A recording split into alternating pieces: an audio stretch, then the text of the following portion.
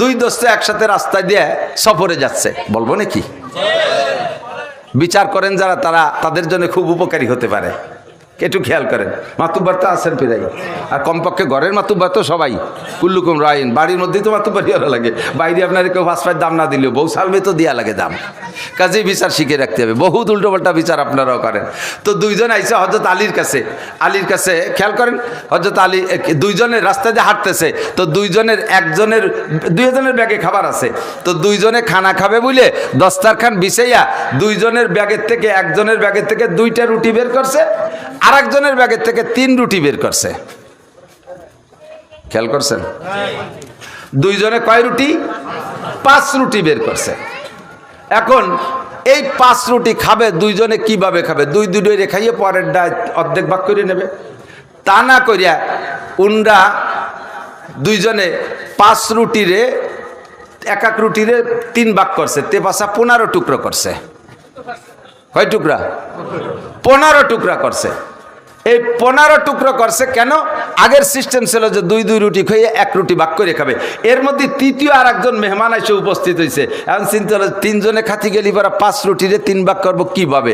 তার তো অসুবিধা হয় না। তাহলে এক রুটিরে 3 টুকরা করি, তে বাসা 15 টুকরা, 5 টুকরা করে 3 জনে খাবো।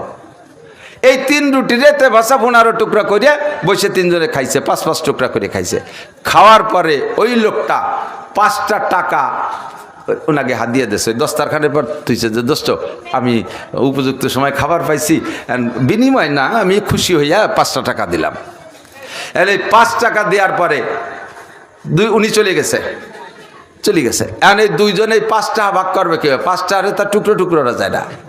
এখন 3 রুটি এলাকায় ইনসাফি বন্টন, আমি রুটি বের করছি 3 খেন, আমি পাবো 3 টাকা, আর তুমি ব্যাগেতে বেরোইছো 2 খেন রুটি, তুমি পাবা 2 টাকা। আর ওর দাবি যে সমান সমান ভাগ হবে, 2.5 টাকা করে ভাগ হবে। ওর দাবি কি যে একসাথে খানা খাইতে বসছি, সব তো মিশাই টিশাই রয়েছি, মেহমানদারি 2 জনের চাইতে সে খাইছে, কাজেই আমি ওই মেহমানদারির অর্ধেক ভাগ পাবো, তুমি অর্ধেক পাবা। আর ও কাজে না, তা হবে না, রুটি যার যে কটা সেটা সেই কটা পাবে। এই নিয়ে গ্যাঞ্জাম মেটে না, 2 জন হযরত আলীর কাছে গেছে।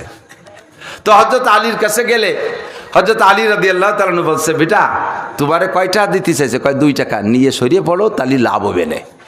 কয় যে হুজুর আপনিও সেই উল্টো বিচার করলেন, মেহমানদারি করছি একসাথে দস্তারখানে রুটি তুচি ভাগ করে, কেটা কয়েন খাইছে, ও সে লোক 5 খান খালি, আমার হিন্দে তো 5 খান খাতি পারে। কারণ হযরত আলী বলতেছে তাতে যদি তোমার তৃপ্তি না হয় তাহলে ইনসাফি ভাগ করবো। বলে করেন। কয় তোমরা কয়খান রুটি ছিল? কয় 5 খান। টুকরা বানাইছো কয়টা? কয় 15টা। কেটা কয়খান খাইছো? কয় আমি 5 খান, সে মেহমান 5 খান, উনি 5 খান। এবার হযরত আলী বলতেছেন যে তোমার রুটি কয়টা? আমার রুটি 2 তো তোমার 2 রুটিতে কয় টুকরা হয়েছে? কয় টুকরা? 6 টুকরা। তার 6 টুকরার 5 টুকরাই তুমি খাইছো,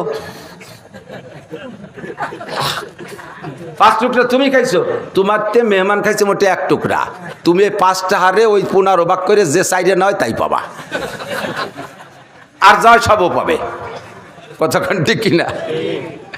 এখন ওই লোক ওই ছোটবেলা চাড়া খেলতাম, মনে আছে নি? চাড়া খেলা, হ্যাঁ, এই যে দেতলি লাঠি দিয়ে এরকম ফিয়ে মারতাম, 1 বিঘেতের মধ্যে ফেলাতে পারলি এবার 10 আঠি 15 আঠি 20 আঠি, মনে আছে নাকি?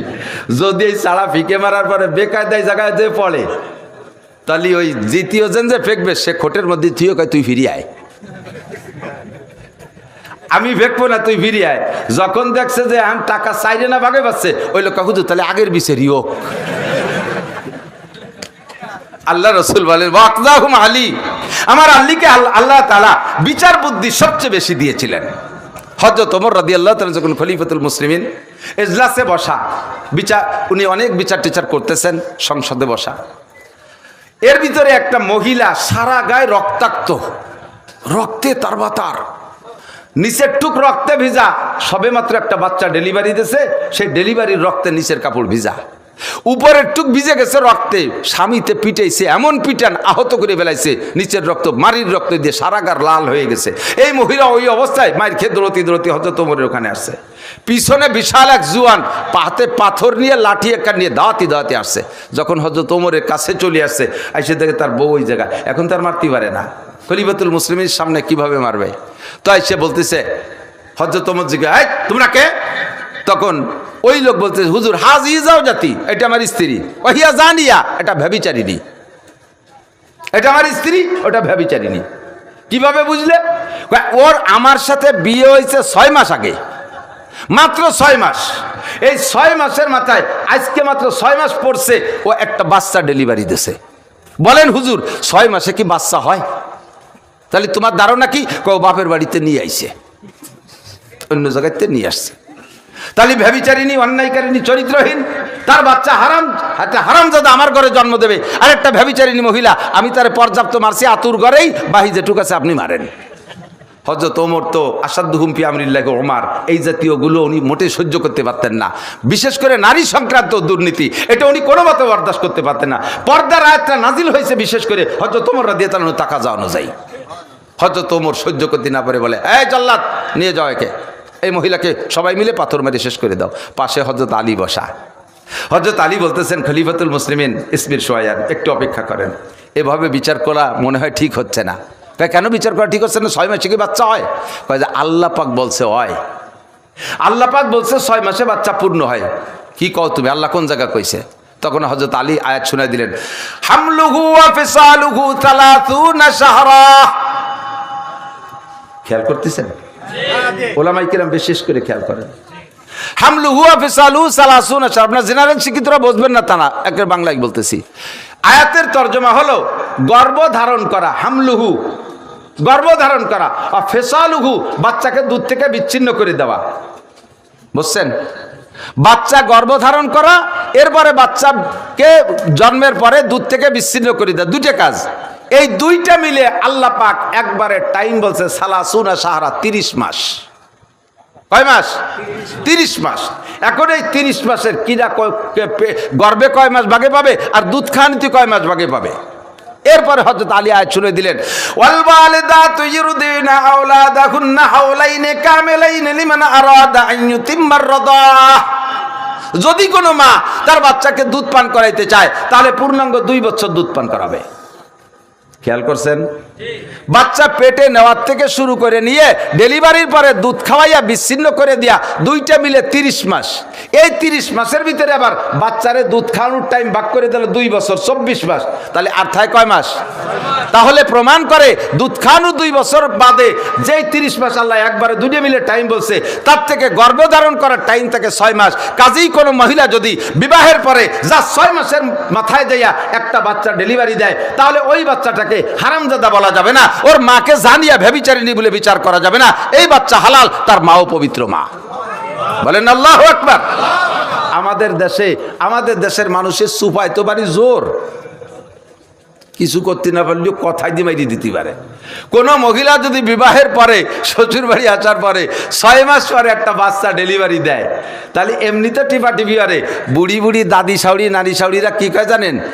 ওই তোর কি আর, আমি ওই দিয়েই প্রথম দিন বুঝছি, খালি এতে আসি নেই, কিছু নিয়ে আইছে। আমি প্রথম দিন দিয়ে হিটের পাইছি, উনি ছিল সেই সময় ওই জায়গায় একসাথে। এই কথা বলার সাথে সাথে বুড়ি যদি উপযুক্ত সাক্ষী প্রমাণ পেশ না করতে পারে, ইসলামী স্টেট হইলে সামানিরা জালদা, এইরকম মিথ্যা অপবাদদাতা যারা হবে তাদের 80 ডুরা মারতে হবে, পাছায় তুলিয়ে 12 ভাষা চাবড়া ছুলি বেলায় দিতে হবে। কথা কতি বললেই বাসো। আল্লাহ কইছে 6 মাসের মধ্যে বাচ্চা হলে বাচ্চা হালাল। এই কথার পর হযরত ওমর সাইফে গেছে, সাইফে যে কয় লাউলা আলীউন লাহালাকা ওমর। আজকে যদি আলী আবার পাশে না থাকতো, তাহলে আমি ওমর ধ্বংস হয়ে যেতাম। আমি এই অন্যায় বিচার করছি, আল্লাহর কোরআনের বিচার খেলাপ করছি, কোরআনের খেলাপ বিচার করছি, এতে আমি ধ্বংস হয়ে যেতাম। একটা মানুষ হত্যার কারণে আমি জাহান্নামী হইতাম, আলী পাশে না থাকলে। এই জন্য হুজুর বলেন, ও আকদাহুম আলী, যে কথা বলতে চাইছি যে এক একজনের এক এক গুণ, হারগুলেরা রঙ্গ বিয়ে দেগারাজ। হযরত আলী রাদিয়াল্লাহু তাআলা খানা খাইতেন একেবারে নরমাল। হযরত উসমান রাদিয়াল্লাহু তাআলা খানা খাইতেন খুব আলিশান। হযরত উসমান খানা খাইতেন খুব আলিশান, হযরত আলী খাইতেন একেবারে নরমাল। খেলাফতকাল তো আলাদা আলাদা। হযরত আলী যখন প্রেসিডেন্ট খলিফাতুল মুসলিমিন, ইরাক তো সেই সময় একটা প্রদেশ, ওই ওনাদের রাষ্ট্রের একটা প্রদেশ ইরাকে আসছেন। তো ইরাকের গভর্নর যে সাহাবা, উনি শুনছে খলিফাতুল মুসলিমিন আসবে, এই জন্যে খুব রাষ্ট্রে আলাদাভাবে সাজাইছে সবগুলো খুব সুন্দর করে। এরপরে হযরত আলী রাদিয়াল্লাহু তাআলা আসছেন, আসার পরেই জিজ্ঞেস করছে খলিফাতুল মুসলিমিন দুপুরবেলা কি খাবেন, লাঞ্চ হবে কি দিয়ে? উনি বললেন সেটা তোমার চিন্তা করা লাগবে না, আমার সাথে খানা আছে, প্রয়োজন হয় তুমি আমার সাথে দাওয়াত নিতে পারো।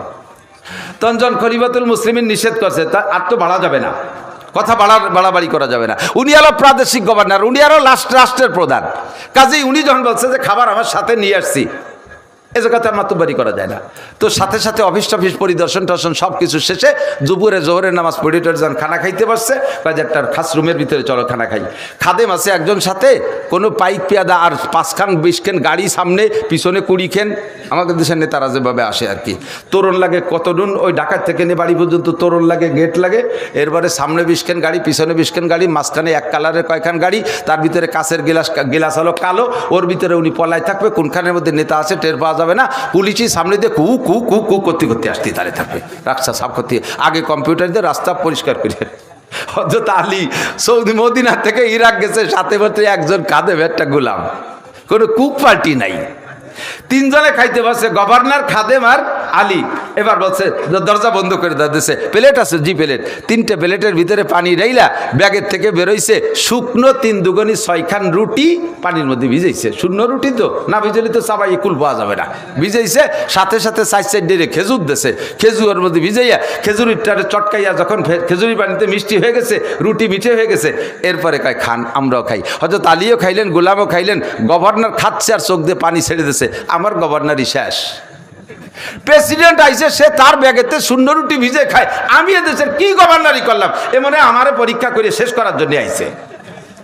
তো এবার গভর্নর খাচ্ছে আর কাঁদতেছে, খলিফাতুল মুসলিমিন আপনি এমন লজ্জা দিলেন, এমন কষ্ট, আপনি কষ্ট পাইলে আমি তার চেয়ে বেশি পাচ্ছি। ইরাকে সব কিছু পাওয়া যায়, আর ইরাক অনেক আগের থেকে খুব খুব কি বলা হয় সুসজ্জিত দেশ, এখানে সব কিছু পাওয়া যায়, আপনি একটু অনুমতি দিলে আমি কত আলিশান খানার ব্যবস্থা করতে পারতাম। হযরত আলী বলেন, গভর্নর তুমি এই ইরাকের খাবার খাওয়াবা, ইরাকের খাবারের ঘিরান আর এই মদিনার রুটির ঘিরান এক না। এই রুটি মদিনার আটা দিয়ে তৈরি করেছি, এই রুটি মদিনার আটা দিয়ে পানি দিয়ে এই রুটি সেনছি, আর মদিনার আগুন দিয়ে এই রুটি সেকে আনছি, মদিনার রোদ্রে শুকাইছি। যেই মদিনায় বিশ্বনবী মুহাম্মদুর রাসূলুল্লাহ শুয়ে আছেন, এই রুটির মধ্যে মদিনাওয়ালার ঘিরান আছে, এই রুটির পানির মধ্যে মদিনাওয়ালার ঘিরান আছে, এই রুটির খেজুরির সাথে যেটা খাইছি, খেজুর খাইছি, তার মধ্যে মদিনাওয়ালার ঘিরান আছে। তোমার ইরাকের খাবারের ভিতরে ওই ঘিরান নাই, কাজে আমার শুকনো রুটিতে যে মজা, তোমার ইরাকের খানার মধ্যে আমি সে মজা পাবো না। খলিফাতুল মুসলিমিনের বক্তব্যে গভর্নর কাঁদতেছে। গভর্নর খেয়ে বলে, জিন্দেগিতে এত মজাদার খানা কোনোদিন খাই নেই। এ হলো হযরত আলীর সাধনা, একে বলে জুহুদ, দুনিয়া ত্যাগ। হযরত উসমান খানা খাইতেন 20 প্রকারের তরকারি নিয়ে, উনিও তো প্রেসিডেন্ট, কোনো এলাকায় গেলে ওইভাবে 20-30 প্রকারের তরকারি নিয়ে যাইতেন। কেউ জিজ্ঞেস করলো যে আপনার আগে ওমর, তার পোশাকের অবস্থা এমন ছিল যে সিরা জামা গাইতে মসজিদে নববীতে, খলিফাতুল মুসলিমিন সামনে 6 খান তালি, পিছনে 6 খান তালি, কোনো তালি চামড়া দিয়ে দেওয়া, কোনো তালি সিরা নেকড়া দিয়ে দেওয়া, এই জামা গাইতে খলিফাতুল মুসলিমিন নামাজ পড়ে। আর আপনি উসমান সেই স্থানে, তার 3 নম্বর স্থানে বসলেন, আর আপনি এত খানা খান, ঘটনা কি? হযরত উসমান বলে, যে খাই নাই সেটা তার ব্যাপার, যে সিরা জামা পরছে সেটা তার ব্যাপার, আমি সিরা জামাও ভরতে পারবো না, আমি না খাইও থাকতে পারবো না। কারণ দুনিয়ায় আসমান থেকে খানা নাজিল হয়, দুনিয়ায় যত খাদ্য আসে কোত্থেকে? রিজিক আসে কোত্থেকে? আসমান থেকে। কুরআন শরীফের আয়াত, ওয়াফিস সামাই রিজকুকুম ওয়া মা তুআদুন, আসমান থেকে তোমাদের জন্য রিজিক আসে। তা আসমানের থেকে রিজিক আসে, ওসিলা কিডা? এ ভাই বরযাত্রী যান মাঝে মাঝে, বিয়েতে যারা যায় সাথে, ওকে কি কয়? বরযাত্রী না? 500 লোক বরযাত্রী গেছেন, বর যাই নেই সাথে, গেট দিয়ে ঢুকতে দেবে, খাতি দেবে। আবার ওই জায়গার একজনের বিয়ে, তার বিয়ের যাত্রী সবাই রেডি হয়েছে, ও সেই সময় পাট কাটা কাশি একখান বগলে দিয়ে মাঠের দিক যায়। তোর আলো বিয়ে, তা আমরা চাচ্ছি, তুই যাবি না? কয় না, আমার পাট কাটতে হবে, মাঝে বাইরে নিয়ে যাও। ওর পাট কাটতে হবে, মাঝে বাইরে নিয়ে যাও। তো ওরে বাদ দে, মাঝে বাই না, মাঝে বার বাপরে নিলিও মাইয়ে দেবে, এই কজনে ঢুকতে দেবে, খাতি দেবে। তাহলে 500 লোকের জন্য গরু রান্না করছে, বড় এক গরু জবৈদের রান্না করছে, ওসিলাকে আল্লাহ। সব জায়গায় আল্লাহ ক্ষতি করতে, এ জায়গাও আল্লাহ নেই, আল্লাহ তো পরিবেশক। এ ওসিলা বর না, ওসিলা বোঝো, কার ওসিলায় খায়, কার দোহাইতে? বরের দোহাইতে না, তো এজন্য বরের ব্যবস্থা বেশি থাকে না যাত্রীদের ব্যবস্থা বেশি থাকে? যাত্রীকে একটুক একটু প্লেটে দেয়, কেউরে আড়, কেউরে ডাল, কেউরে পাতলা পানি দিয়ে কোনো মতে বারোই সারি দেয়। আর বরের জন্য এত বড় তবলিগির খানসা ভরিয়ে এক কোচড়ি ডেবদে ফিটিয়ে বানাইছে 16 প্রকার, ডিম রানছে 5-7 প্রকারের, আস্ত ছাগলেরটা জবাই দিয়ে ওর মধ্যে থুয়ে দিয়েছে, জিব্বে কামড়াই দিয়ে কাইতে রয়েছে, আইডিয়ে শিং শুদ্ধ মাথা শুদ্ধ উঠে দিয়েছে। এত বড় বড় ডিম, যার এক ডিম পারতি 3 মুরগি লাগে, কোন জায়গাতে জোগাড় হচ্ছে আল্লাহ জানে। এই যে তারা জম্মের গাদান গাদায় দিয়েছে, ঠিক না?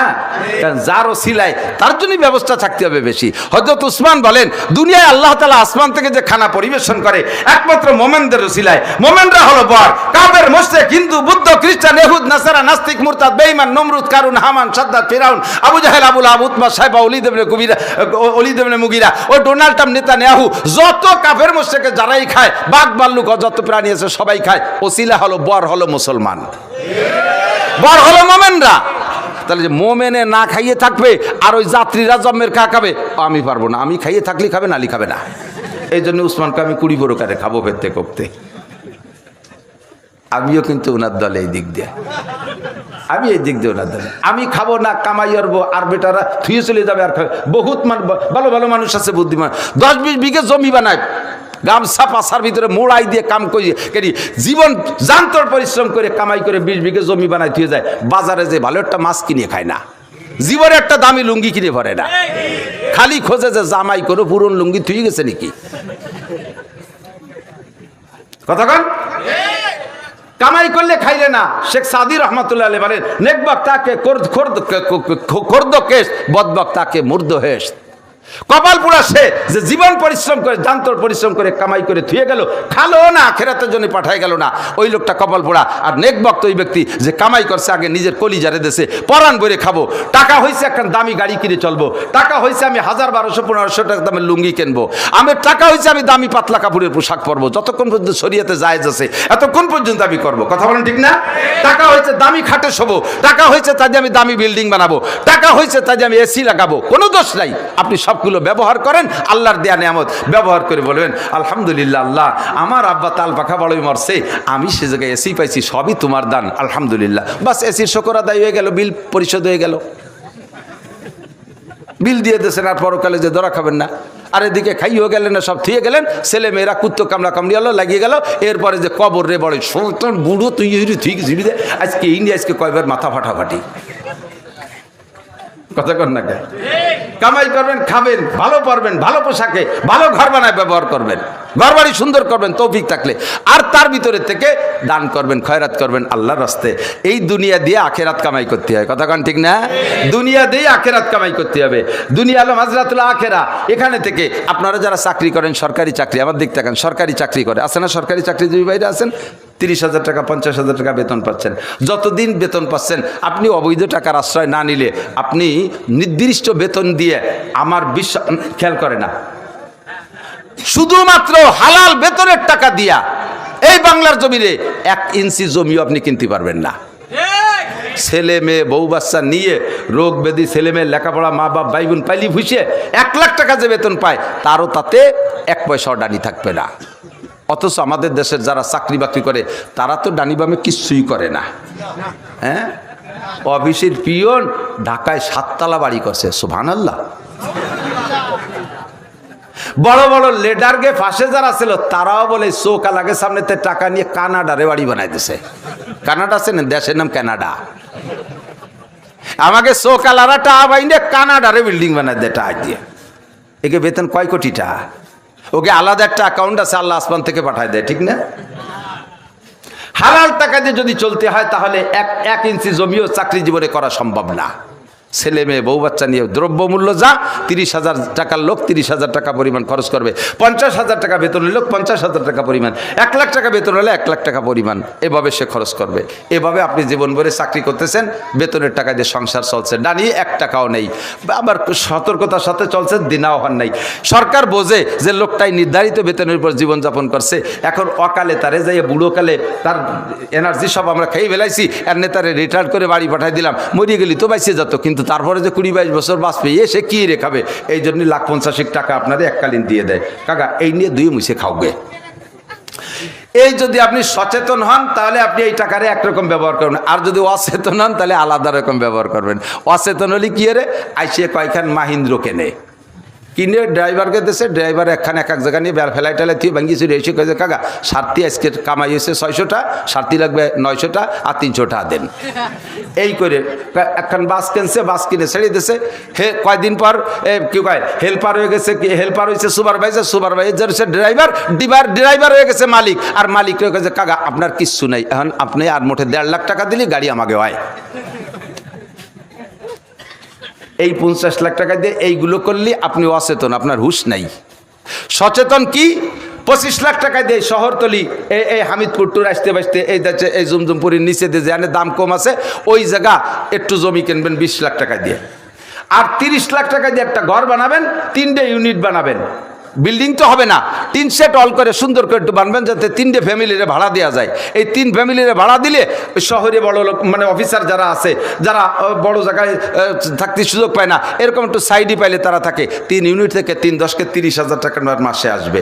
ছেলে মেয়েরা যদি আপনার খবরও না নেয়, বুড়োকালে মরা পর্যন্ত এই 3 ইউনিট থেকে 3 10-কে 30,000 টাকা আসলে তাই দিয়ে বুড়ো বুড়ির সংসার জীবন শেষ করতে পারবেন, কের কাছে মুখাপেক্ষি হওয়া লাগবে না। কতক্ষণ ঠিক না?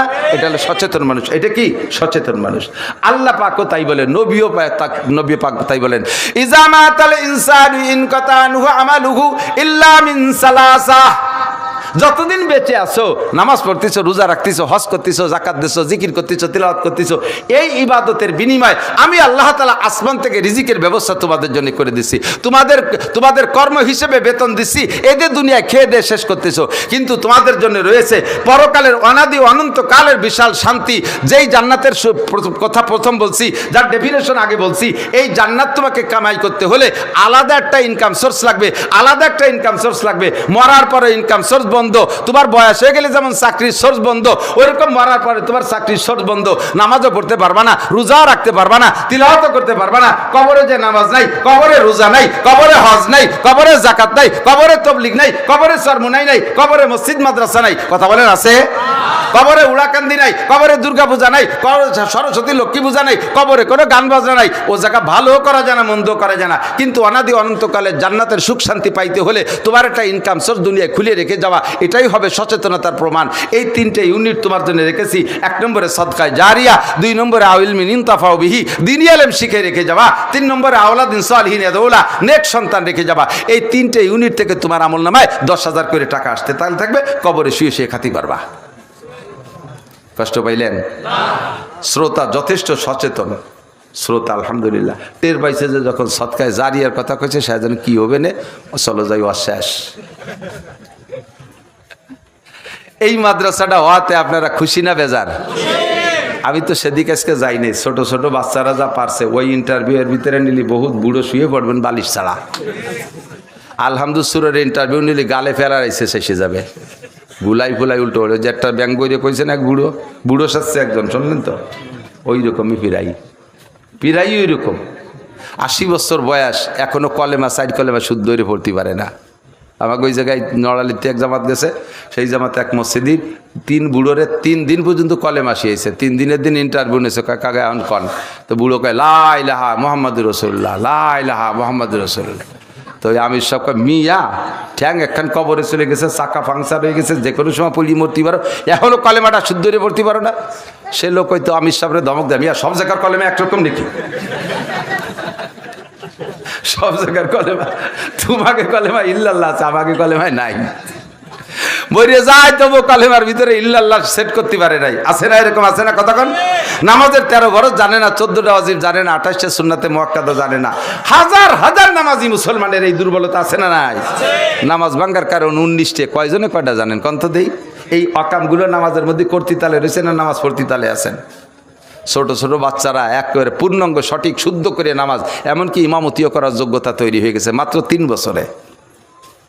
আর আদর্শ এরকম সন্তান পাইতে হলে বিকল্প কোনো প্রতিষ্ঠান নাই। বিকল্প প্রতিষ্ঠান নেই, রাগ করেন না। আমরা মাহফিলে যখন ঢুকি দুই প্রকারের ছাত্র, আমার সাথে থাকেন, দেখবেন যে চোখের সামনে দুই প্রকারের ছাত্র, উভয় ছাত্র, একটা হাই স্কুলের ছাত্র আর একটা মাদ্রাসার ছাত্র। দুইটার সাক্ষাতে আপনি টের পাবেন কোনটা কোন জগতের। মাদ্রাসার ছাত্রটা এসে সালাম দেয়, আসসালামু আলাইকুম রহমতুল্লাহ, হুজুর কেমন আছেন? হাতে এমন সুন্দর মুসাফা করে, কেমন তুলো দিয়ে ধরছে। এরপরে হুজুর আমি কি খেদমত করতে পারি? ব্যাগটাকে আমি একটু বয়ে দিতে পারি? হুজুর জুতো জোড়া আমার কাছে দেন, এইভাবে। আর কলেজ হাই স্কুলের ছেলেরা এসে সালাম, সালামের সুরই আলাদা, কেমন যেন বোমা মেরে দিতেছে এই রাকের থেকে। এরপরে হুজুর এটি হ্যান্ডশেক করতাম, হ্যান্ডশেক করবো, আদ দিছি ধরিয়ে খোট্টান দিয়েছে, গুড়াইতে খুলিয়ে গেছে।